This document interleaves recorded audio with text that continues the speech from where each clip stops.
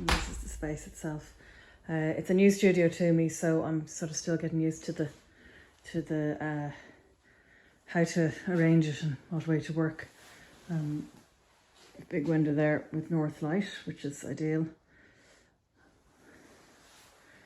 And it's a bit full now at the moment because I have all these paintings for the exhibition. So this area here I would use kind of for sort of more dry work. There's kind of a table there behind all of those. And this is the wall I would stand at with my tools to this side. So I'll just show you, go through my tools. I have a lot of paintbrushes and I'd say I use about 3% of them. These are probably about 20 years old. Of course, typically I'd use these ones. These are kind of my favourites and they're out at the moment. I've started using these kind of flat-headed, large flat-headed brushes, and I got into these recently as well, and I just love the way you can hold these and the marks they give when you're holding them. There's a few different sizes of those. And another tool I use is this rubber kind of kidney. I have another one that has little grooves in it, but I don't really like I think the marks are too contrived on it. With regard to paint, these are my paints, so what's left of them at the moment to restock. I mainly use this Daler Rowney one, the Georgian oil colour. I have used the Gamblin and the Michael Harding paints, which are more expensive, and they are gorgeous, but sometimes it's hard to justify the cost. My mediums then I use my white spirits to thin the paint, but my main medium would be Liquin, and I use that. It thins out the paint and kind of gives translucency to the paint. Speeds drying as well. As well as that, I use these oil bars and oil sticks. My favourite ones are these, the R&F pigment sticks. They're really soft. It's like actually just putting paint on. So I draw on with them and then, you know, push the paint around or push the pigment around. And the Sennelier ones, these ones, they're much thicker. And sometimes I use oil pastels as well. I use these recycled food trays for my palette. So I would just kind of mix up a big batch of colour and then use that and put it on. I also use paper plates. And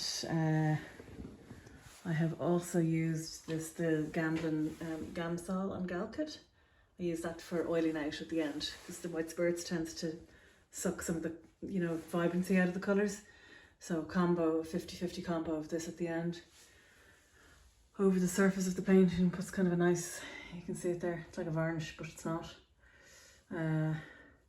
So I'll just go through what with the tools.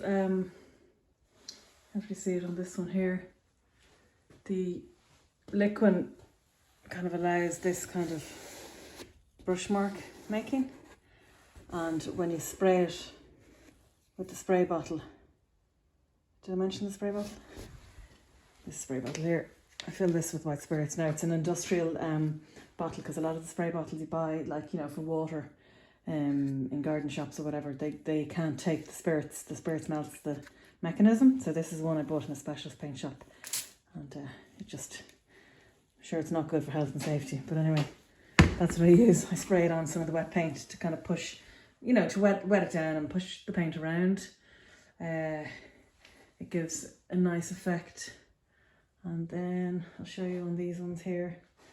So that rubber kidney thing I was talking about, when you pull the paint off, it sort of creates these marks. And again, the translucency of with the Liquin in the dark paints. Now I know some paints have a kind of more of a opaque body in them, and some don't. I tend to use the ones that are a bit more translucent. And then there's some example of the pigment stick. So I've left the lines here. Some of the, like, you know, that colour would be from that same stick. I've just kind of pushed it down and used it as an actual body. And then here's the example of the white spirits being sprayed on. You can see the build-up of layers. What's going on underneath all of this. It's the same with this one here.